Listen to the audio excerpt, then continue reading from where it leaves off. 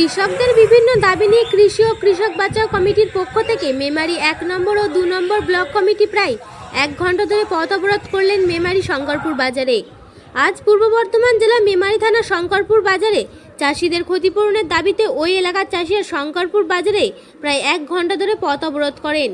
কৃষি ও কৃষক বাঁচাও কমিটির পক্ষ থেকে সাংবাদিকদের জানান, আগামী দিনে বর্ধমান জেলা শাসক দপ্তরে স্মারকলিপি জমা দেবেন। সেই সঙ্গে আরও জানান, কৃষকদের ক্ষতিপূরণ ও বীমা এবং সারের দাম কমানো সহ বিদ্যুৎ বিল কমানোর নানান দাবিতে এই পথ অবরোধ। আজকের এই পথ অবরোধে উপস্থিত ছিলেন কৃষি ও কৃষক বাঁচাও কমিটির বর্ধমান জেলা সভাপতি ও সাধারণ সম্পাদক। এখন আমরা সকলেই শুনে নেব কৃষি ও কৃষক বাঁচাও কমিটির পক্ষ থেকে সাংবাদিকদের মুখোমুখি হয়ে কী জানালেন। সবার খবর সবার আগে, মানুষের সাথে মানুষের পাশে। মেমারি শঙ্করপুর থেকে রিপোর্ট ফাইজুল শেখের, MBS নিউজ। কৃষক বাঁচাও কমিটির আমাদের দাবি মানতে হবে, কৃষি ঋণ মুকুব করতে হবে।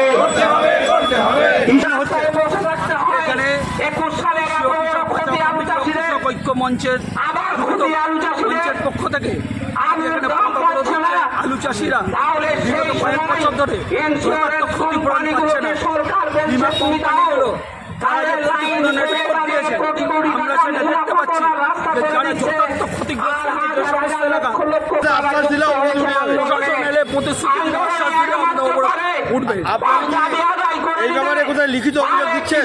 আমরা এখন লিখিত তিনি আমরা এর আগে দিয়েছি, এর আগে আমরা ভোটের আগে জেলা শাসক দপ্তরে আমরা লিখিত দিয়েছি এবং আমরা দেখি তাহলে আবার আমরা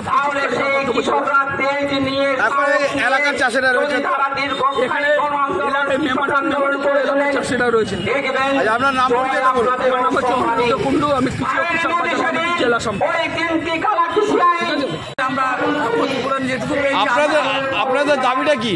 আমাদের দাবি হচ্ছে, আমাদের যে বছরের ক্ষতি হয়েছে বিশেষ করে আলু চাষে, দুবার করে আলু চাষ করে আমরা সেই পরিমাণ ক্ষতিপূরণ পাইনি, অথচ আমরা ইন্স্যুরেন্স কেটে গেছি নির্দিষ্টভাবে।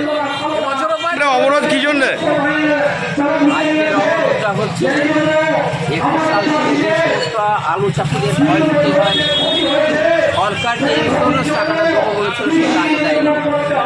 ন্যায্য জনগণের ট্যাক্সের টাকাতেই ইন্স্যুরেন্স, এবং সেই ইন্স্যুরেন্স ন্যায্য টাকা না পাওয়া, ফসলের ন্যায্য দাম না পাওয়া, আলুর দাম না পাওয়া এবং সার বীজ কিছু কালোবাজারি এই যে করছে তার প্রতিবাদে আজকে কৃষকরা সমবেত হয়ে, এবং এই কৃষকরাই অন্নদাতা,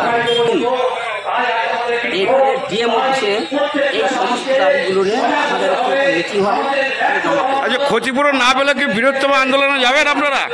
শুধু ক্ষতিপূরণ না, এই তো আলু চাষের মরশুম আসছে, যদি সারে কালোবাজারি বন্ধ না করে ডিএম, এসডিও, বিডিও এবং এডিএ, তাহলে চাষিরা বৃহৎ গণ আন্দোলন শুধু না, সারা পূর্ব বর্ধমান যতগুলোই ব্লক আছে সব ব্লকের এই সমস্যাগুলো হচ্ছে যে আজকে চাষিরা ফসলের দাম না পাওয়া, বিদ্যুতের দাম সামগ্রিকভাবে বেড়ে যাচ্ছে, স্মার্ট মিটার লাগাচ্ছে, এলপিএসসি দাম করে হাজার হাজার টাকা তাদের কাছে ইন্টারেস্ট সহ